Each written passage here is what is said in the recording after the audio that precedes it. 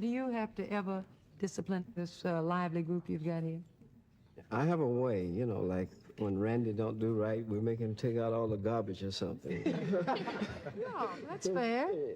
Yeah, but what about Michael? If Michael always does right? Is he always? No, not all the time. The way we discipline Michael is sort of like, yeah, we don't give him this much money to spend. That's it. Right?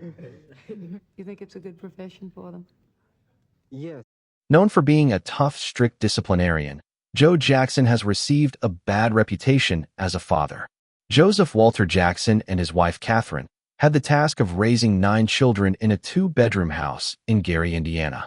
The Jackson family grew up poor.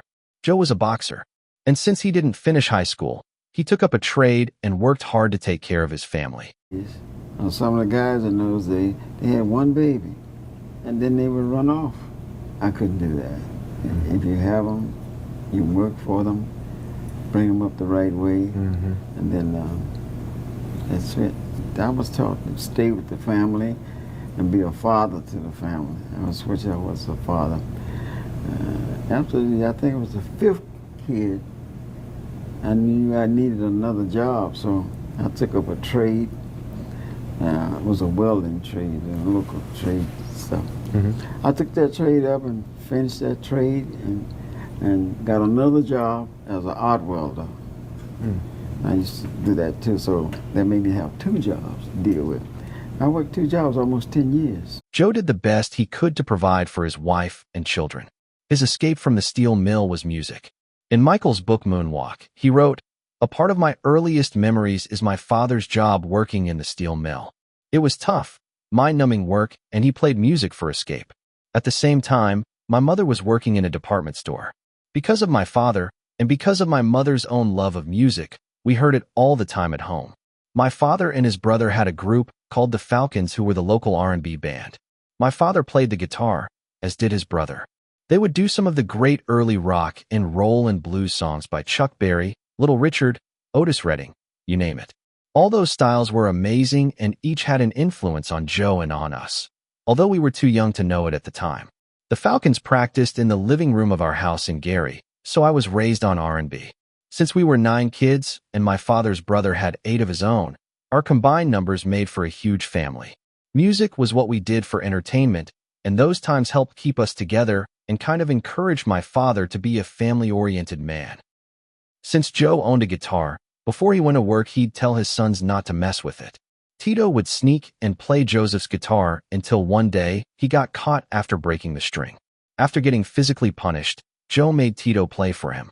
After discovering his children's talent, he went out to buy instruments and he rehearsed his sons until they were successful. If it wasn't for Tito, there would be no Jackson 5. If it wasn't for Joe, they wouldn't have made it out of Gary, Indiana, and become superstars. The brothers credit their success to the vision of their father. Kate Jackson persuaded her husband, a weekend musician himself, to take over the act. A steel worker, Joe started moonlighting as his son's manager. It's his full-time job now. I decided to deal with the boys as much as I possibly can as far as rehearsing them and getting them prepared to be in show business. Did they resent it? Yes. They did? Yes. My father started rehearsals every day after school. Other kids would be outside playing and they would tease us, "Oh, you're doing this, you're not going to get nowhere, you're not going to..." But we just rehearsed every day. There must have been sacrifices. Well, raising 9 children, it's always going to be rough when there's only one working. And we sacrificed a lot. There was a lot of instruments to buy, and they really cost a lot of money, you know. Drums and guitars and amplifiers to go with them. And I had all this stuff piled up on top of the Volkswagen microbus. Over the years, many have had a problem with how Joe raised his kids. He was known to be physically and verbally abusive, using belts, switches, extension cords, his hands and words of insults to discipline his children. They were fearful of him and weren't allowed to call him dad. You physically disciplined your kids. Do you think parents today are too soft on their children? Do you think there's a lack of respect because of that? Yeah, they are too soft. One of the reasons I say that is because kids nowadays are killing their parents in some cases, and the parents say, let's get into this beating thing. There's no such thing as beating a kid. You whip them and punish them for something they did, and they will remember that. So they remember it in such a way they wouldn't do it again. That's the way I was. I didn't think he was too tough, but back in those days, everybody raised their children about the same. If you did something wrong, it was terribly wrong, you got a scolding for it, and you also got a licking, as they called it. But today you can't do that.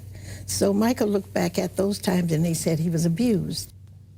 You know, in those days, kids was real bad, and the parents should have made sure, what I did, made sure that my kids was good kids. In 1991, LaToya claimed that her father sexually abused her as a child, and many believed her.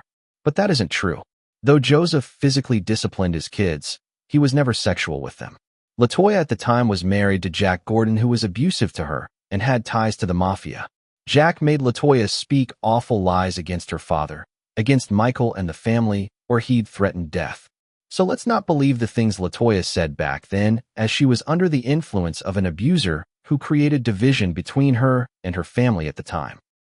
Though Joe was hard on his kids and wasn't affectionate toward them, there was no doubt that he loved his children and wanted the best for them. He did the best he could with what he had. He brought his kids up the way he was brought up. And I imagine that's the way his folks raised him. That's the way my parents raised me, and I really thank them for it. Yeah, I got a whipping all the time, you know. The teacher at school whipped me, you know. And I come home, told my parents that I got a whipping at school, then they whipped me too. So I got a lot of whippings.